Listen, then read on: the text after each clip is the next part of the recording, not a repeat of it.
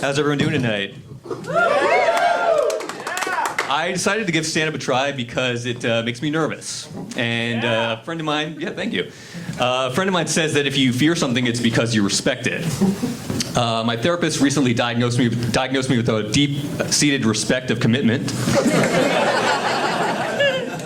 And I feel like I also have a respect of living a healthy lifestyle because, that requires a lot of change and sacrifice, and that can be pretty scary. You guys know that feeling when you realize, wow, I've got way too many Wendy's Junior Bacon Cheeseburgers inside my refrigerator?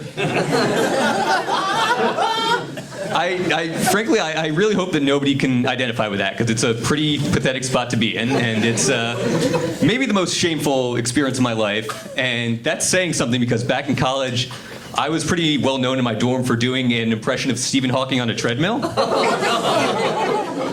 It went a little something. No, I'm not going to do it.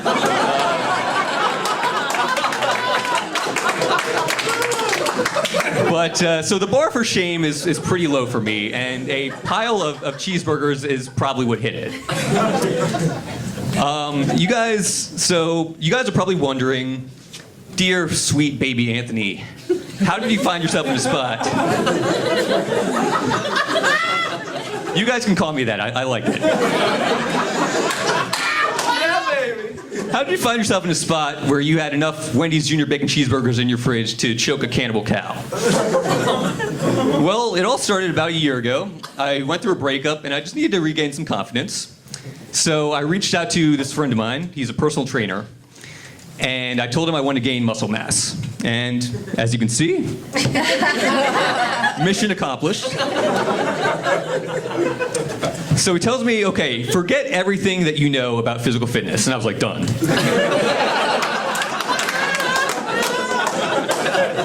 He tells me, the key to gaining muscle mass, it's not about lifting weights. It's actually about eating a lot. And in fact, you don't have to eat anything healthy. In fact, he tells me because I was skinny, and remember, this is a year ago before I was totally jacked like I am right now. He tells me what I should do, and this is serious. He tells me you should eat fast food every single day. And I was like, done. So apparently through this diet of Morgan Spurlock meets Andre the Giant, I will gain muscle mass. Because he tells me what I should do is order what I usually order, but double it. Double the fast food order. When someone tells you something that you know is not true, and yet you kind of want to believe it? Like all dogs go to heaven, or they froze Walt Disney's head. That sounds pretty cool, right? Or jet fuel doesn't melt steel beams.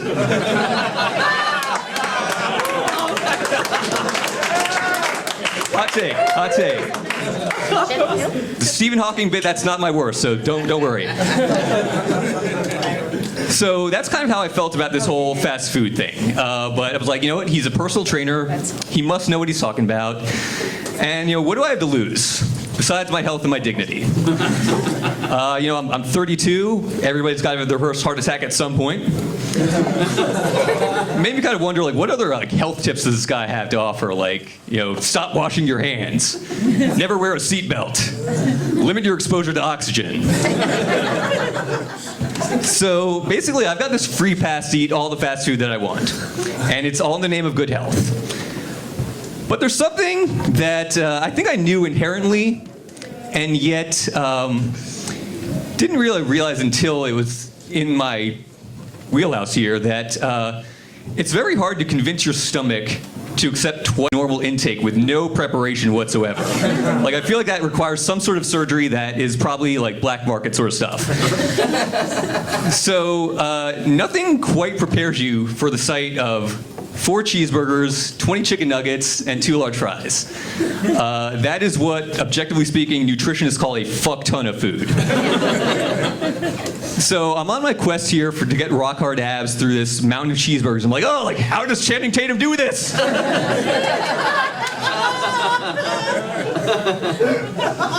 And all these cheeseburgers, they start piling up in my fridge. Because, again, you see me I'm not the kind of guy who can just intake 4 cheeseburgers like that. I wish I could. I'm not that strong. Sorry.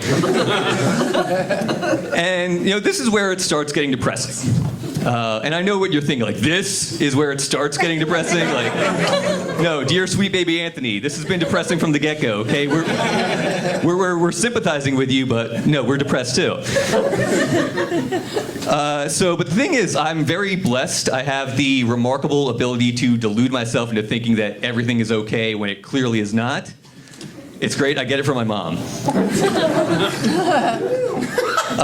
But at this point, I'm looking at this avalanche of cheeseburgers, and I'm ready to throw in the towel. So I call up my trainer friend, and I'm literally in tears. I'm just like, this is way too extreme. I can't do this. My stomach hurts. I'm pretty sure this is how people go blind. And my trainer, with all the sympathy in the world, there's a brief pause, and he goes, well, I guess it's not for everybody. And that's when it hit me. My trainer is not the healthiest guy himself. He's overweight. Our first workout, no joke here, he actually paused midway through to take a smoke break. I feel like I should have known something was up when the gym was called Asbestos Fitness. The motto is, we'll get you in the asbestos shape of your life. And I actually found out later that he's the majority shareholder in a Burger King franchise in Logan Square. So clearly this guy he's having his cake and eating it too. And then judging by his waistline, he's clearly going back for seconds too. The thing about hiring a fat guy to be your personal trainer, it's a lot like hiring Helen Keller to be like a private investigator. This guy knows where I'm going with this. Yeah, so it's really inspiring, but like, I hate to break it to you, like, you're probably not gonna find your child has been kidnapped. Sorry. And I worked up an impression of Detective Helen Keller, but I can clearly tell that this is not the crowd for it, so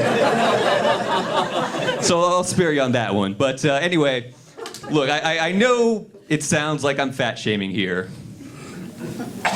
Anyway, that's my time.